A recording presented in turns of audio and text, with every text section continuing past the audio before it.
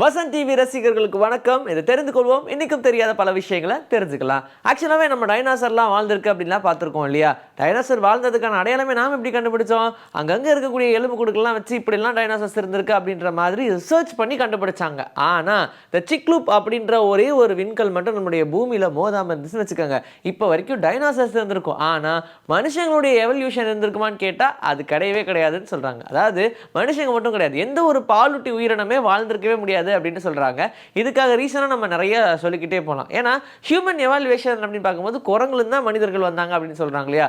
ஆனால் டைனாசர்ஸோடைய காலத்தில் நிறைய குரங்குகளும் அழிக்கப்பட்டுச்சு. ஸோ அதன் காரணமாக குரங்குலேருந்து மனிதர்கள் வர்றதுக்கான வாய்ப்பே இருந்திருக்காது. அந்த விண்கல் மோதினால மட்டுமே தான் மொத்த டைனாசரும் அறிவுக்கு வந்துச்சு. ஏன் பூமியே ரிஜுமினேட் ஆயிடுச்சு அப்படின்னு சொல்லலாம். அதுக்கப்புறமா தான் பாலூட்டிகள் மனிதர்கள் அப்படின்னு சொல்லி வந்துகிட்டே இருந்தோம். பாக்ஸிங் அப்படின்னு சொல்லும் போது எல்லாருக்குமே அது மேலே ஒரு கிரேஸ் இருக்குங்க. எல்லாருமே அதை நார்மலாக விளையாடிட்டே இருக்கும். இல்லை அப்படின்னாலும் ரொம்ப ஸ்டைலாக இருக்குன்னு சொல்லி ஆக்ஷன் அது பண்ணிட்டு இருப்போம். நம்மளுடைய தமிழ் படங்களில் நிறைய படம் பாக்ஸிங்கை மையமாக வச்சு எடுக்கப்பட்டிருக்குன்றது நமக்கு தெரிஞ்சது தான். சரி, இந்த பாக்ஸிங் முதல்ல கிரீஸ் நாட்டில் தான் உருவாக்குனாங்க. அவங்க ரெண்டு பேரும் அடிச்சுக்கணும், அதாவது ரெண்டு போட்டியாளர்களும் அடிச்சுக்கணும்.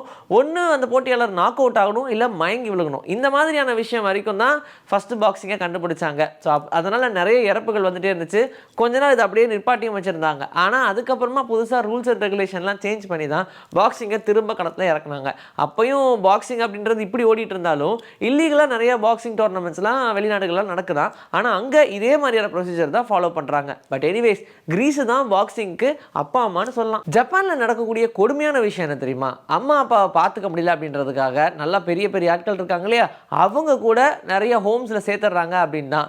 இதுக்கும் அடுத்தபடியாக போய் எப்படியாவது அவங்கள மயக்கமடைய வச்சுறது, இல்லை அப்படின்னா அவங்கள வேணுமென்றே ஹாஸ்பிட்டலில் அட்மிட் பண்ணி தேவையில்லாத வேலைகள்லாம் பண்ணுறது, இந்த மாதிரிலாம் நிறைய ஜப்பானில் தொடர்ச்சியாக நடந்துக்கிட்டே இருக்குது. அதனால் இந்த உலகத்திலே அதிகமாக இந்த மாதிரியான விஷயங்களை பண்ணுறது ஜப்பான் தான். அதுக்கு அடுத்தபடியாக நம்மளோட இந்தியா தான் இருக்கும்னு நினைக்கிறேன். பட் அந்த லெவலுக்கு போட மாட்டாங்க. நமக்கு அது கொஞ்சம் அந்த பாச பிணைப்பெல்லாம் இருக்குது. ஆனால் அவங்க குழந்தைங்களை பார்த்துக்கணும், பெரியவங்களை பார்த்துக்கணும் அப்படின்ற காரணத்தினால இந்த மென்டல் ப்ரெஷர் தாங்க முடியாமல் அவங்களுடைய அம்மா அப்பாவே கொண்டு போய் ஹோம்ஸில் நிறைய சேர்த்துறாங்க. இப்படி ஹோம்ஸில் நிறைய சேர்த்துறது இல்லை அவங்க வேண்டாம் நினைக்கிற ஒரே இடம் அப்படின்னு சொன்னால் இந்த உலகத்திலேயே ஜப்பான் தான் அதிகம் அப்படின்னு சொல்கிறாங்க. ஆக்சிஜன் இல்லாமல் நம்மளால உயிர் வாழவே முடியாது. ஆர்டிஃபிஷியலாக ஆக்சிஜனை உருவாக்கலாம் அப்படின்னு சொல்லி நிறைய போராடிக்கிட்டு இருக்காங்க. காரணம் என்னன்னா, அப்போயாவது நம்ம வெளிக்கிரகத்துக்கு பாப்புலேஷன் பத்தலை அப்படின்னா கூட்டிகிட்டு போயிடலாம் அப்படின்ற பிளானில் இருக்காங்க. ஆனால் இந்த ஆக்சிஜனை உருவாக்குற வேலை வந்து இப்போ வரைக்கும் நடந்துக்கிட்டே தான் இருக்குது. ஆனால் அதில் ஆழ்கடல் இருக்கு இல்லையா, அதுக்குள்ளே இருக்கக்கூடிய ஒரு பிளாக் ஸ்டோன் வச்சுக்கோங்க, அந்த ஸ்டோன்லேருந்து நம்மளால ஆக்சிஜன் எக்ஸ்ட்ராக்ட் பண்ண முடியும் அப்படின்ற விஷயத்தை கண்டுபிடிச்சிருக்காங்க. பட் இது மட்டும் பர்ஃபெக்டாக நடந்துச்சுன்னு வச்சுக்கோங்க, கண்டிப்பாக விஞ்ஞான உலகத்தில் ஒரு மிகப்பெரிய மாற்றம் வரும் அப்படின்னு எதிர்பார்க்கப்படுது. ஏன்னா இப்போ நம்ம மார்ஸுக்கு போகலாமான்னு எதிர்பார்த்துட்டு இருக்கோம்.